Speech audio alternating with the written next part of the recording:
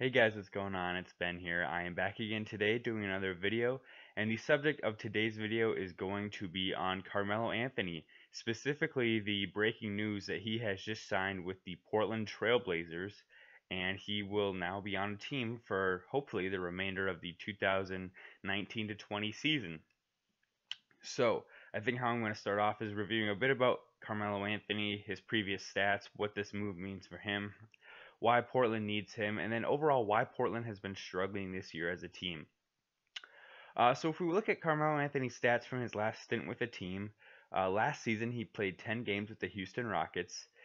He averaged 13 points per game. He shot 41% from the field, 33% from three, um, 68% from the line, which is pretty awful. He averaged 5 rebounds a game, less than 1 assist a game, less than 1 steal, and 1 block a game. Um, so very mediocre stats for what we're used to from a Hall of Famer in Carmelo Anthony. He will be 35 playing this year. And what do I think he'll be for this team? I think he'll be basically a second Rodney Hood for this team. I think he'll be probably about 10 to 12 points per game for them. Just another option on the wing to help them just have a little bit more depth because I feel like right now they don't have that many options outside of their dynamic duo backcourt uh, because Kent Bazemore has been disappointing so far, and I think Carmelo will just be a nice spark plug. And I think it's really good that Carmelo's on a team too because he still has plenty to give as a role player, and I think that it would have been premature for him to have had to retire. So I'm glad to see him on a team. He's a guy who I've always liked. So yeah, it'll be good to see him playing somewhere, and I think that he will have the humility, kind of like how Dwight Howard's gone through. I think Carmelo will have that same level of humility to be able to just take whatever role he's being given, because ultimately, as he's been saying over and over, at the end of the day, he just wants to play.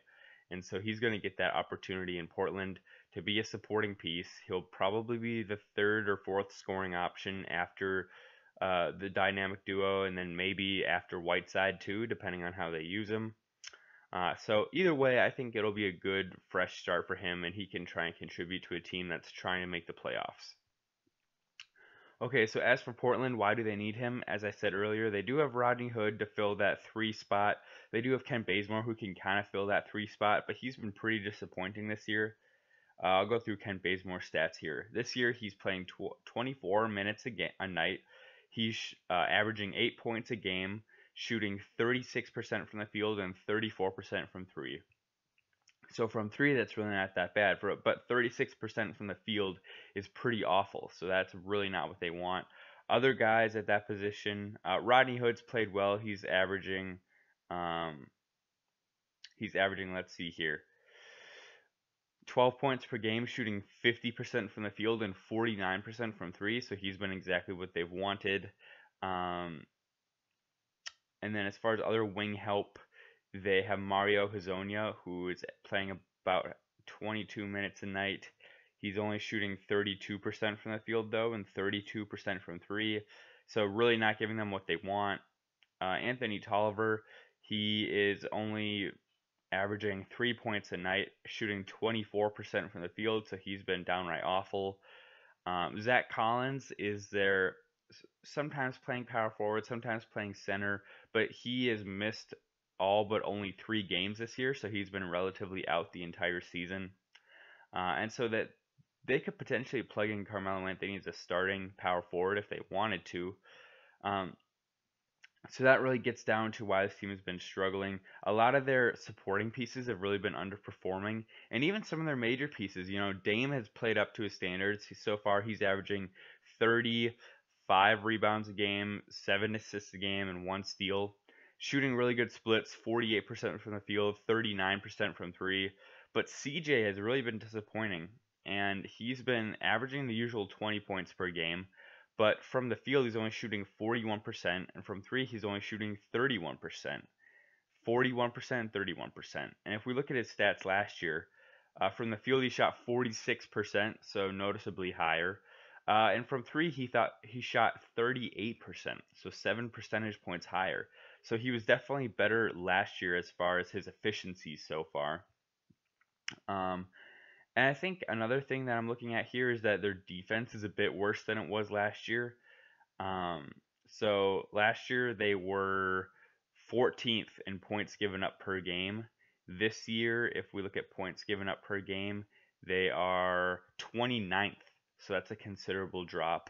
Also, last year their offense was, I think, third. Let's see here.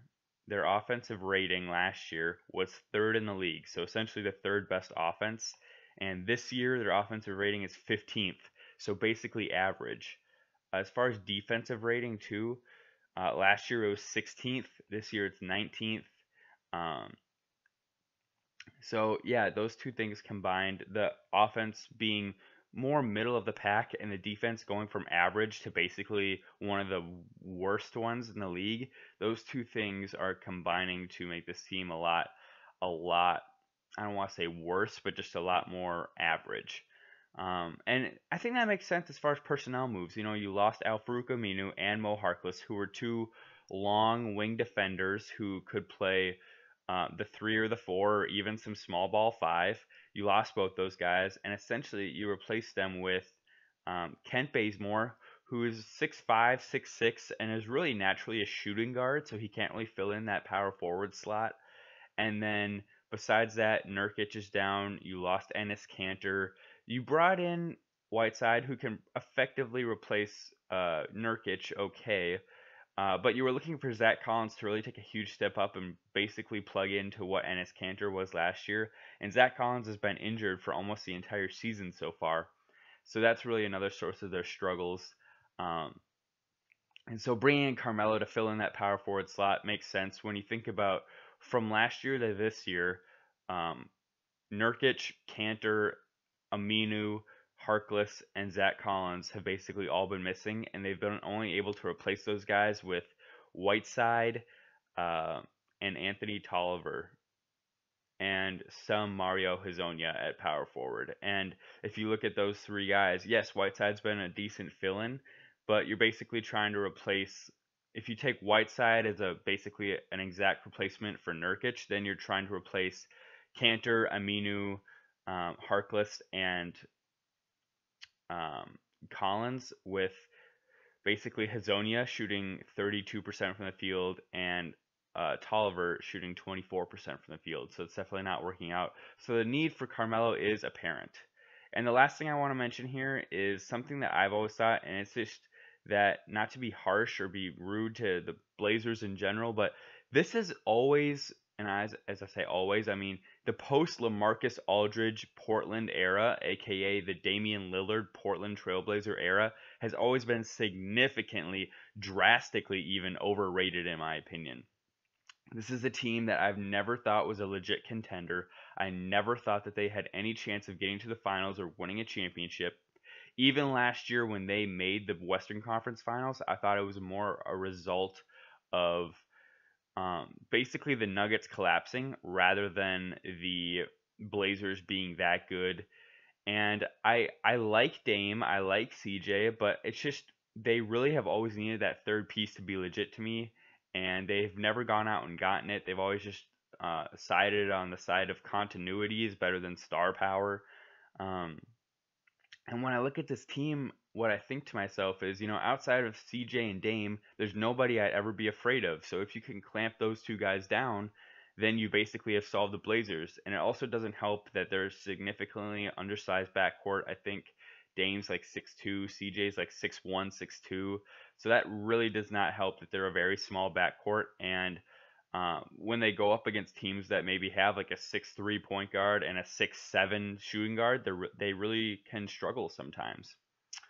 And that's I think a main reason for their struggles this year. And also another one is over the past couple of years, 2015 to 19 is when it's been the CJ and Dame era so far. They really have benefited from a Western Conference that is deceptively shallow as far as legit talent. You've had the Warriors over those years, and for most of those years you had the Rockets, but really nobody else is legitimate title contenders in the West during those seasons. So the Blazers were getting the third seed a couple of times, getting to the first or even second round a couple of times, and the Western Conference Finals last year. But to me, they were never going up against that many great teams. Like whenever they played the Warriors, they lost. I think if I remember correctly, the three times they faced the Warriors since 2015, they're collectively 1-12 versus the Warriors during that time. That's awful. That's putrid. If you were a legit contender, that record would look more like 6-12 at least. And yeah, so I've never just been sold on them, and so I think this year they're actually a lot worse just because of the West being so dramatically deeper this year, and so many young teams are coming into their own that they can't be pushed around, and so many teams that were meddling in the middle of the pack have now like emerged as solid contenders. So I'd say this year, the Clippers jumped up to title contender, the Lakers as well, the Jazz, the Rockets, the Nuggets. Those are all teams that are kind of going for it this year, going for title contention. And so the Blazers are a team that in a conference where basically everybody got better, they decided let's just run it back and hope that we basically catch another lucky break. But I don't know what the thought process was there because last year was about the luckiest break you're going to get. You got to the Western Conference Finals and the Warriors were down Durant. If there was ever a year that the Blazers are going to do it, that it was then. I'd say it's just a downhill trajectory from now on. And if they don't make a Carmelo Anthony is a nice first step, but to me they need one more big swing, like acquiring a Kevin Love or somehow getting one other really big piece. Because if they don't, this team is doomed to be either not a playoff team or another first round exit. Thanks guys, hope you enjoyed the video. Leave any thoughts you have below and I'll see you next time. Bye.